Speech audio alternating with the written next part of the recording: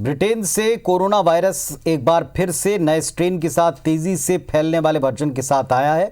अब वहीं पर वायरस का एक और नया स्ट्रेन भी सामने आ चुका है। ये दूसरा नया स्ट्रेन काफ़ी ज़्यादा संक्रामक है। एक्सपर्ट ने आगाह किया कि वायरस के नए स्वरूप के कारण देश संक्रमण की दूसरी लहर का सामना कर सकता है। दावा है ये पहले वाले वायरस के मुकाबले 70% अधिक संक्रामक है। ब्रिटेन में कोरोना वायरस का जिस तरह नया स्वरूप मिला, उसी तरह दक्षिण अफ्रीका में वायरस के अलग प्रकार का पता चला। भारत सरकार ने ब्रिटेन से आने वाली सभी फ्लाइट 31 दिसंबर तक रोक दी हैं। इसके पहले यूरोप और दुनिया के कई दूसरे देशों ने भी ब्रिटेन से आने वाली फ्लाइट अस्थायी तौर पर बंद करने का फैसला किया। हालांकि WHO की माने तो स्थिति नियंत्रण से बाहर नहीं है, लेकिन इसे ऐसे ही छोड़ा नहीं जा सकता।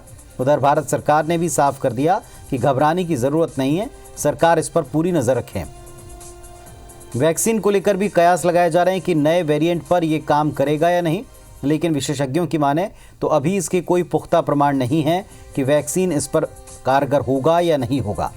विशेषज्ञों के मुताबिक संक्रमण तेजी से फैलता है, लेकिन इसके ज़्यादा घातक होने के अब तक कोई सबूत नहीं मिले हैं।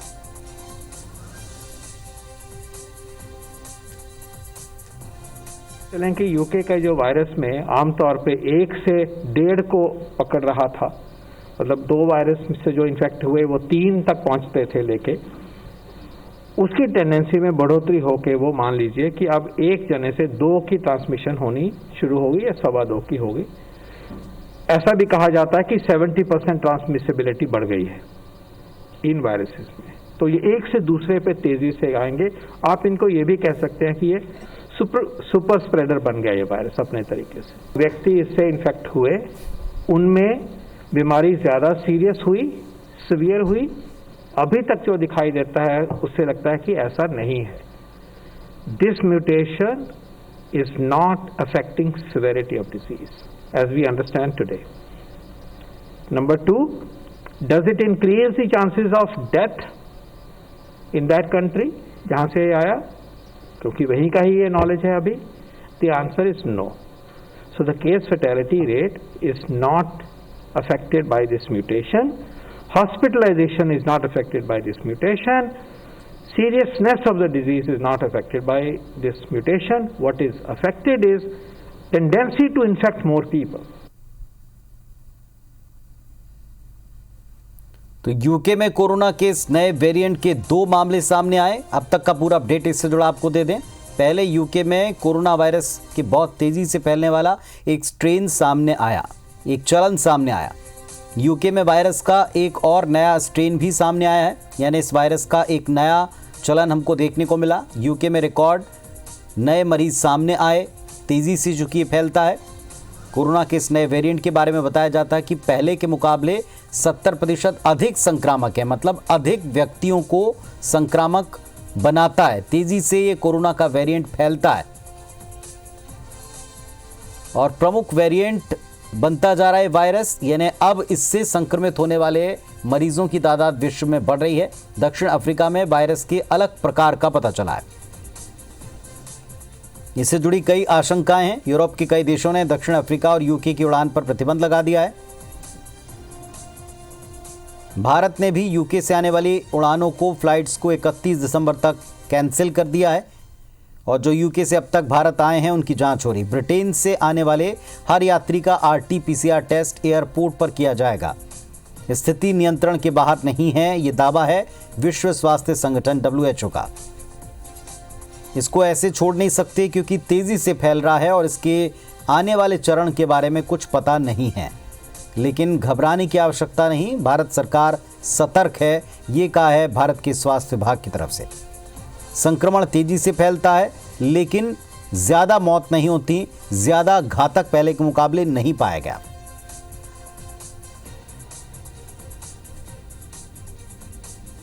क्या वैक्सीन पर यह काम करेगा नहीं करेगा, इसके कोई सबूत फिलहाल नहीं है। इसको लेकर कोई दावा नहीं हो सकता।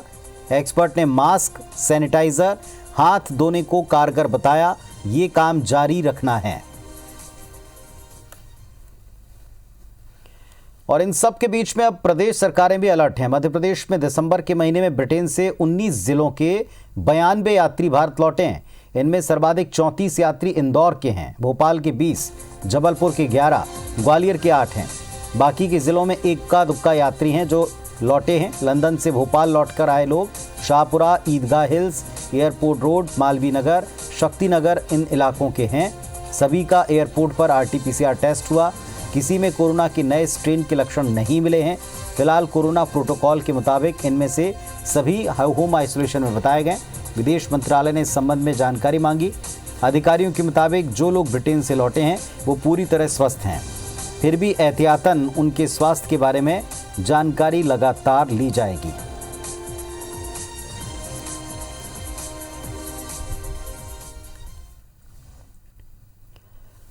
यूनाइटेड किंगडम की यात्रा से आए लोगों को खोजने के लिए स्वास्थ्य विभाग ने एक नई कवायद भी शुरू की। स्वास्थ्य विभाग की तरफ से 104 टोल फ्री नंबर जारी हुआ है और 25 नवंबर से 23 दिसंबर के बीच में यूके से आए यात्रियों से अपील की गई कि वो खुद से 104 नंबर पर फ़ोन करके अपनी यात्रा की जानकारी दे दें। इसके अलावा एक शपथ पत्र या सिर्फ डिक्लेरेशन फॉर्म राज्य सर्विसेज इकाई को उपलब्ध कराएं। स्वास्थ्य विभाग ने ऐसे यात्रियों से अपील की केंद्र सरकार की जारी दिशा निर्देशों का पालन करते हुए सेल्फ क्वारंटाइन हो जाएं।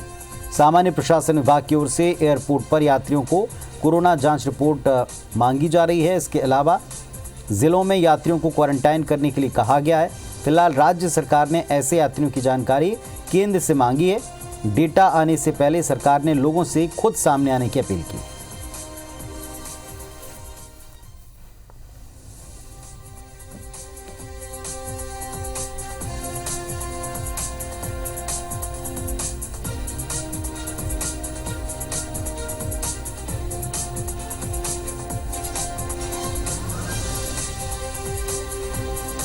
तो यूके से आने वाले लोगों से छत्तीसगढ़ सरकार का यह आग्रह है कि वो खुद ही फ़ोन करें 104 नंबर पे और बता दें कि क्या उन्होंने यूके से यात्रा की है, क्या वे लंदन रिटर्न है पिछले दिनों, और अगर ऐसा है तो अपनी जानकारी दे दें।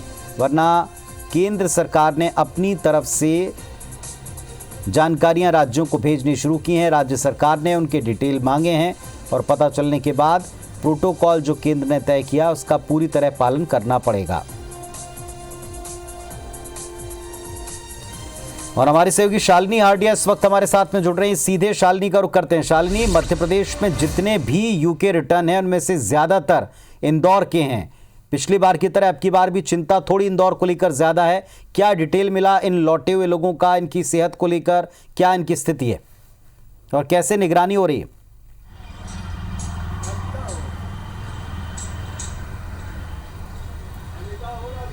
बिल्कुल पुनीत, देखिए सबसे ज़्यादा मध्य प्रदेश में एक बड़ा हॉटस्पॉट शहर इंदौर बना हुआ है कोरोना को लेकर, और लगातार यहाँ पर जो संक्रमण का आंकड़ा है वो तेज़ी के साथ बढ़ता जा रहा है।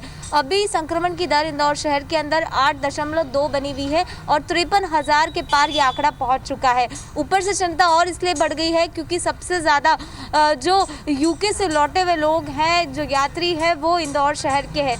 33 यात्री है जिसको स्वास्थ्य विभाग ने आइडेंटिफाई किया है जो बुधवार को लौटे हैं। 34 की लिस्ट हालांकि भोपाल से जारी की गई थी, लेकिन जो एक नाम है वो रिपीट बताया जा रहा है। ऐसे में 33 यात्रियों का जो सैंपल है वो RT-PCR के माध्यम से कलेक्ट कर लिया गया है और आज शाम तक या रात तक उनकी जो रिपोर्ट है वो आ पाएगी। इसी के साथ जब से वो आए हैं, जब से उनको होम आइसोलेशन में रहने की हिदायत दी गई है। हालांकि जितने भी यात्री हैं उनसे अपील की गई है कि वो घरों से बाहर नहीं निकले। किसी भी तरह के अभी फ़िलहाल कोरोना के सिम्टम्स नज़र नहीं आ रहे हैं, लेकिन फिर भी प्रिकॉशन के तौर पर उन्हें कहा गया है कि 10 दिन का आपको होम आइसोलेशन में रहना है। अगर इनमें से कुछ ऐसे मरीज़ हैं जो पॉजिटिव निकल जाते हैं तो उस आधार पर एक और बार जो है उनका टेस्ट किया जाएगा और वो जो रिपोर्ट है वो पुणे की लैब में चेक कराई जाएगी और उसके बाद पता लगाया जाएगा कि क्या इसमें वो स्ट्रेन जो यूके से निर्मित हुआ है वो उसमें पाया गया है, क्या कोरोना के स्वरूप में बदलाव है। ये सारी प्रोसेस जो है वो करने की कवायद की गई है। इसी के साथ साथ जो मंत्रालय है उन्होंने खास हिदायत दी है कि जो पॉजिटिव मरीज़ आएंगे उनको रखरखाव के लिए एक अलग से कोविड-19 की गाइडलाइन जारी की गई है। साथ ही साथ जो यात्री पहुंचे हैं इंदौर, उनके जो परिजन हैं उनके भी सैंपल को कलेक्ट किया गया है और पता लगाने की कोशिश किया जा रहा है कि क्या उनमें किसी भी तरह के सिम्टम्स है। इसके अलावा एक नया ग्रुप जो है व्हाट्सएप पे वो भी बनाया गया है, उसका नाम दिया गया है पैसेंजर यूके, और उसके थ्रू भी हर एक पैसेंजर की जो इन्फॉर्मेशन है वो साझा की जा रही है कि क्या किसी में किसी भी तरह के कुछ सिम्टम्स नज़र आ रहे हैं या होम आइसोलेशन में रहने के बाद किसी को कुछ भी लक्षण दिख रहे हैं। इन सभी कवायदों में फिलहाल जो स्वास्थ्य विभाग का अमला है वो जुटा हुआ है। 30 लोगों को आइडेंटिफाई किया गया है, उनके घर तक पहुंचा गया है। 3 ऐसे यात्री हैं जिसकी खोज जो है वो की जा रही है, क्योंकि जो एड्रेस दिया गया था वहां तक जो स्वास्थ्य विभाग का अमला है वो आइडेंटिफाई नहीं किया गया है। हालांकि जो 30 लोगों की रिपोर्ट है वो आ जाएगी, उसके बाद ही पुनः क्लियर हो पाएगा कि स्थिति आने वाले दिनों में क्या बनेगी। लेकिन इसी के साथ सबसे बड़ी चिंता ये है कि अगर इसमें से एक भी मरीज पॉजिटिव हो जाता है तो बेहद ज़्यादा दिक्कतें आने वाले दिनों में शहर के लिए और 35 लाख की आबादी के लिए बढ़ेगी। देखिए पुनीत, इम्पॉर्टेंट ये है क्योंकि सरकार ने जो नए दिशा निर्देश जारी किए हैं उसमें ये भी कहा गया है कि 25 नवंबर से लेकर 23 दिसंबर तक कितने ऐसे लोग हैं जिन्होंने ट्रैवल किया है और वो मध्य प्रदेश के अंदर आए हैं। अगर मोटे मोटे आंकड़े की बात की जाए तो करीब 500 ऐसे यात्री हैं जो आइडेंटिफाई किए गए हैं और सबसे ज़्यादा जो यात्री है वो इंदौर शहर के पाए गए हैं। 163 का आंकड़ा स्वास्थ्य विभाग ने जारी किया है और अगर इनमें से इनको आइडेंटिफाई किया जाता है और इनमें अगर इस तरह के सिम्टम्स बढ़ेंगे तो ये और ज़्यादा चिंताजनक स्थिति जो है वो उत्पन्न किया जा सकता है। हालांकि इसको लेकर भी एक्सपर्ट्स के डिफरेंट मत जो है वो नज़र आ रहे हैं, क्योंकि अभी तक हमने जो देखा है कि कोरोना वायरस जो है इसके जो सिम्टम्स है 14 दिन के अंदर आपको नज़र आते हैं। ऐसे में कई ऐसे लोग हैं जो यूके घूम के आ चुके हैं और 1 महीने से शहर के अंदर रह रहे हैं, घूम फिर रहे हैं। तो ऐसे में एक से दूसरे में और दूसरे से तीसरे में ये जो साइकिल फैलने का खतरा है वो और भी ज़्यादा बढ़ने की जो आशंका है वो भी व्यक्त की गई है। लेकिन उसके साथ ही स्वास्थ्य विभाग ने एडवाइजरी जारी की है और ख़ासतौर पर अपील की जा रही है कि जो भी लोग बाहर से आए हैं, जिन्होंने यूके में विजिट किया है या साउथ अफ्रीका से आए हैं, उनको साफ दिशा निर्देश दिए गए हैं कि आप आए हैं तो सबसे पहले स्वास्थ्य विभाग में अपडेट करें और इसके लिए यहाँ का जो लोकल नंबर है वो भी जारी किया गया है, जिससे जो यात्री हैं वो स्वयं से आके अपना जो आइडेंटिफिकेशन है वो दे। देखिए, इसकी शुरुआत सबसे पहले इंदौर एयरपोर्ट से की गई है। इंदौर एयरपोर्ट के डायरेक्टर को साफ हिदायत दे दी गई है कि जो भी पैसेंजर आ रहा है उनका पूरा आप हिस्ट्री खंगालिए कि उन्होंने कहाँ कहाँ ट्रैवल किया है और उसके आधार पर वो सूची स्वास्थ्य विभाग जाएगी और स्वास्थ्य विभाग के बाद उसको आइडेंटिफाई करने की कोशिश जो है वो की जाएगी। लेकिन जिस तरह से ये जो नया स्वरूप सामने आया है वो वाकई चिंताजनक स्थिति पैदा करने की कोशिश करता है और अगर ऐसे ही और आने वाले दिनों में आइडेंटिफाई होंगे लोग तो एक बड़ी जो चिंता की घड़ी है पुनीत वो हर किसी के लिए बनी हुई है। हालांकि स्वास्थ्य विभाग जो है वो अलर्ट मोड पर है। जिला प्रशासन ने अलग से एडवाइजरी जारी की है। एसडीएम को अलग अलग क्षेत्र की जिम्मेदारी दी गई है। ये जो 33 लोग हैं उनके आसपास के जितने इलाके हैं उनमें खास तौर पर व्यवस्थाएं देने के लिए भी जो कलेक्टर मनीष सिंह है उन्होंने हिदायत दी है। लेकिन ज़रूरी ये भी है कि और जितने भी ऐसे लोग हैं जिनका नाम सूची में है वो स्वयं से आके सचेत करें कि हम पिछले दिनों घूम कर आए हैं, तो एक बेटर स्वास्थ्य विभाग के अमले को भी ज़्यादा मशक्क़त नहीं करनी पड़ेगी और आम जनता जो है वो खुद से सेफ फील करेगी। और देखिए, इसी के साथ अपील की जा रही है स्वास्थ्य विभाग के माध्यम से भी कि अभी जो लोग बाहर निकल रहे हैं, कोरोना का संक्रमण लगातार शहर में पसरा हुआ है, लेकिन उसी के साथ इम्पॉर्टेंट ये भी है कि लोग मास्क पहने और मास्क पहनने के साथ साथ इम्पॉर्टेंट ये भी है कि लोग सोशल डिस्टेंस को मेंटेन करें, क्योंकि अभी हम देख रहे हैं कि शहर के अंदर कोविड-19 की प्रॉपर जो गाइडलाइन है उसका पालन नहीं हो रहा है। पुनीत, चलिए, आप हमारे साथ शालिनी बने रहें और इस वक्त हमारे साथ एक एक्सपर्ट डॉक्टर साहब जुड़ रहे हैं। डॉक्टर एसएस नेगी साहब, असिस्टेंट प्रोफेसर एम्स, हमारे साथ में जुड़े हैं। स्वागत है सर आपका बहुत बहुत। ये जो यूएस से आने वाला एक नया स्ट्रेन है, इसको लेकर एक तरफ कम जानकारियां हैं, दूसरी तरफ व्हाट्सएप पर आने वाली ऐसी जानकारियां हैं कि लोग उससे थोड़ा भ्रम में हैं और थोड़ा डरे हुए हैं। बताएं, ये यूएस से आने वाला स्ट्रेन क्या नई चीज़ लेकर आया है, जिसको लेकर हमें कितना अलर्ट होना चाहिए, कितना हमें सतर्क होना चाहिए? जी, मैं doctor Sanjay Singh Negi, associate professor in the department of microbiology and heading the virology lab. in AIIMS Raipur. As far as this new strain of coronavirus is concerned, ये यूके से आया है।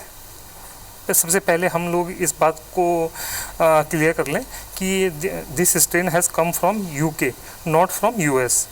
यूनाइटेड किंगडम या ब्रिटेन जिसको कहते हैं, तो उसके उत्तरी भागों में ये बहुत तेज़ी से फैला है। अभी नवंबर दिसंबर के महीने में जब ये लोग अपना क्रिसमस की तैयारी कर रहे थे और ऑलमोस्ट पूरे दुनिया में ये सब चीज़ें थी कि अपना कोरोना जो है अब कंट्रोल में है, तो ऐसे समय में ये कोरोना का एक नया स्ट्रेन जो है ब्रिटेन में आया है और इसकी ऐसी संभावना है कि ये कुछ और देशों में भी फैल गया है।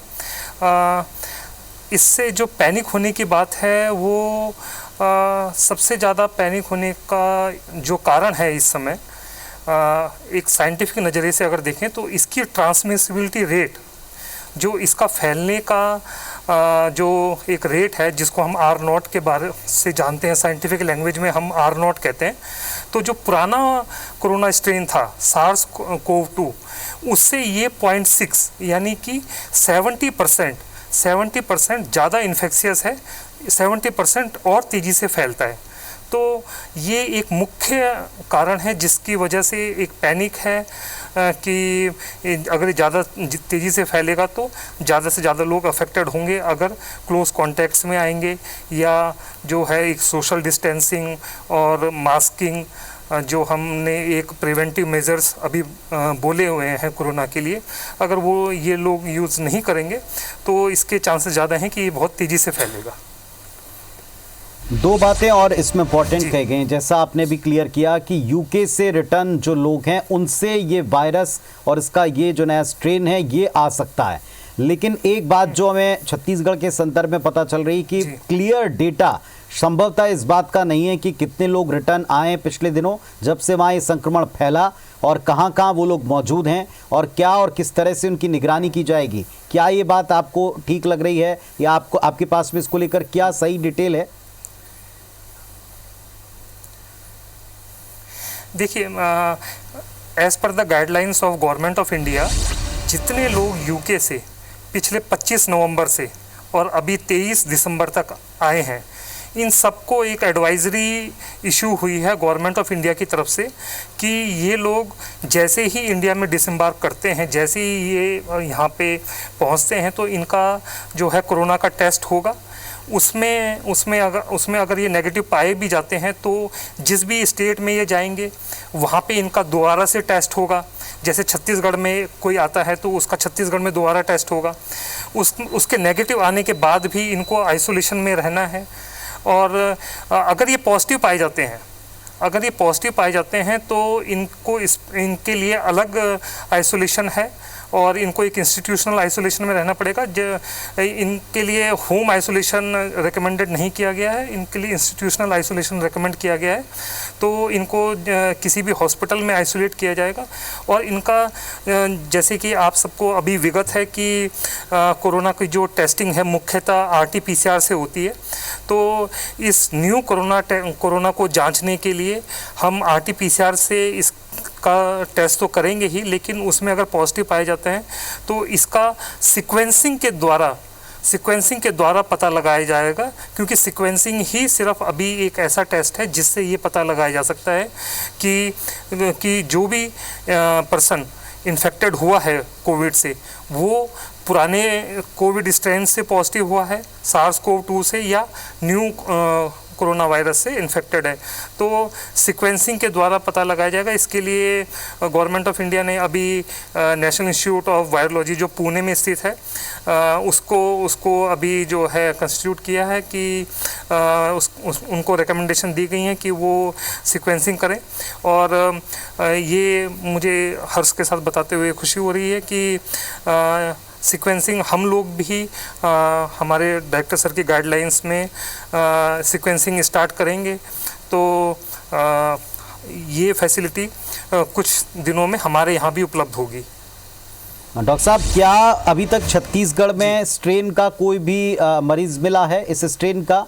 दूसरी बात ये कि छत्तीसगढ़ के लोगों को या तमाम लोग जो एक्सपर्ट के तौर पर अभी आपको तमाम प्रदेशों में सुन रहे हैं, उनको आप क्या हिदायत देंगे? क्योंकि ये जानकारियां बहुत स्पेसिफिक हैं, बहुत लिमिटेड लोगों के पास हैं कि कौन कहां से लौटा है या उसके संपर्क सूत्र कहां हैं। आम लोगों के लिए एडवाइजरी, और छत्तीसगढ़ में अभी क्या स्थिति है? देखिए, जैसा कि अब सबको पता है कि ये स्ट्रेन यूके से ओरिजिनेट हुआ है, वहाँ से इसका जो है ये आया है। और वायरस जो है it travels with human beings.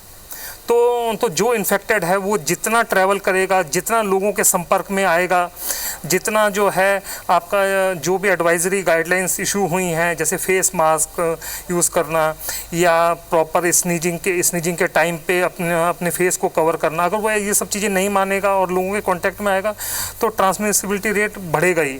तो इसके लिए हमें जो है, जो हिदायत हमें रखनी है, जो सावधानियाँ हमें रखनी है, वो ये हैं कि जैसा हम लोग अभी तक करते आए हैं कि हमें 3 चीज़ों का मुख्यतः ख्याल रखना है, जिसमें फेस मास्क हमेशा पहन के रखें जब भी आप बाहर कहीं जाते हैं और किसी से भी मिलते हैं। दूसरा, आप जो है एक सोशल डिस्टेंसिंग एटलीस्ट 2 मीटर का जो है whenever you talk to anyone, and personal hygiene, never touch your face and never touch your lips, nose and eyes. देखिए, ये एक रेस्पिरेटरी वायरस है सर, आरएनए वायरस है जो आपका नेजल ड्रॉपलेट्स के थ्रू फैलता है, और अगर आप अपने हाथ से अपने फेस को टच करते हैं तो ज़्यादा चांसेस हैं कि ये वायरस ट्रांसमिट हो जाए। तो इसलिए फ्रीक्वेंट जो है hand wash and face mask, ये सब चीज़ें हम लोग जो गाइडलाइंस हैं, अगर आप इनको फॉलो करें तो मुझे लगता है कि हम लोग इस कोरोना वायरस के आउटब्रेक को कंट्रोल कर सकते हैं, और अभी तक किया भी है। देखिए, अभी तक का जो डाटा है, इंडिया में सबसे अच्छी रिकवरी है। अगर हम देखें बाकी अदर कंट्रीज़ को, यहाँ पे 95% अभी तक रिकवरी है, और एक्टिव केस बहुत ही कम हो गए हैं, अराउंड 3 लाख के करीब अब केस बचे हैं एक्टिव केसेस।